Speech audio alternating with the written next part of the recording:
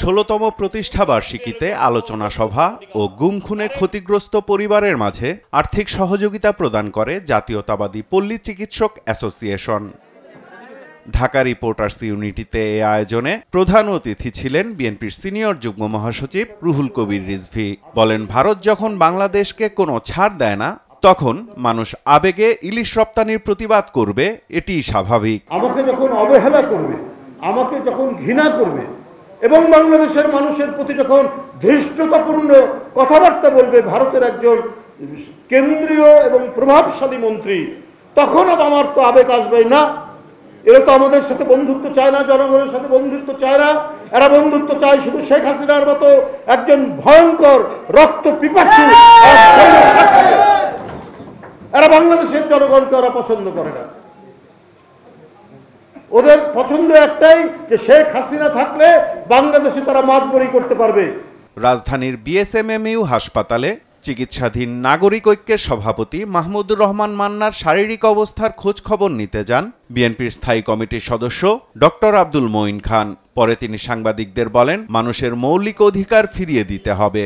স্বৈরাচারী পরিবেশ সৃষ্টি করেছিল বিগত 15 বছর ধরে শেখ হাসিনার আওয়ামী লীগ সরকার, তার বিরুদ্ধে প্রতিবাদ করেছে এবং তারা সাথে প্রতিবাদ জয়লাভ করেছে এবং জয়লাভ করার ফলশ্রুতিতে স্বৈরাচারী সরকার এই বাংলাদেশ থেকে পালিয়ে যেতে বাধ্য হয়েছে।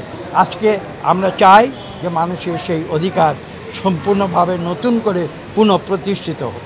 রাজধানীর সেগুনবাগিচায় দলীয় কার্যালয়ে সাংবাদিকদের সাথে কথা বলেন বিপ্লবী ওয়ার্কার্স পার্টির সাধারণ সম্পাদক সাইফুল হক। এ সময় গণ অভ্যুত্থান থেকে জনগণের দেয়া বার্তা ও অনুধাবনে ভারতের নীতি নির্ধারকদের আহ্বান জানান তিনি। মোদী সরকার এখনো হাসিনার পতনকেও এখনো তারা মেনে নিতে পারেনি এবং মোদী সরকারের পতনকে মনে হয় ভারতের মোদী সরকার, ভারত সরকার তাদের পরাজয় হিসাবে তারা হয়তো বিবেচনা করছেন। সেজন্য আমরা দেখছি যে এই অভ্যুত্থানের 1.5 মাস পরেও তাদের বাংলাদেশ বিরোধী বহুমুখী তৎপরতা এখনো পর্যন্ত অব্যাহত আছে।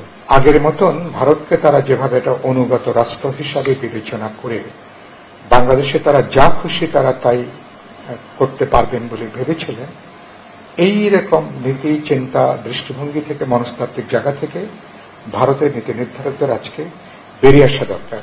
রাজনৈতিক কর্মকাণ্ডে সেনাবাহিনীর না জড়ানোর বিষয়ে সেনাবাহিনী প্রধান জেনারেল ওয়াকারুজ্জামানের মন্তব্যের বিষয়েও কথা বলেন সাইফুল হক। এই বাহিনীর প্রধান হিসাবে তিনি পরিষ্কার করে যেটা বলেছেন, তারা রাজনৈতিক তৎপরতায় কোনোভাবে তারা যুক্ত হতে চান না। এটা মনে করি এটা একটা খুব গুরুত্বপূর্ণ একটা বার্তা তিনি অন্তর্বর্তী সরকারের জন্য দিয়েছেন, দেশবাসীর উদ্দেশ্যে দিয়েছেন এবং আন্তর্জাতিক সম্প্রদায়ের জন্য আমি মনে করি এটা একটা গুরুত্বপূর্ণ একটা বার্তা। এই বক্তব্যের মধ্য দিয়ে আমার ধারণা যে অন্তর্বর্তী সরকার তাদের কাজেও তারা অনেক বেশি আত্মবিশ্বাস পাবেন। কারণ এটা নিয়ে নানা ধরনের কিছু প্রত্যক্ষ পরোক্ষ অনুমান ছিল, কারো কারো নানা প্রশ্ন ছিল, সন্দেহ ছিল। সাইফুল রিপন, দেশ টিভি, ঢাকা।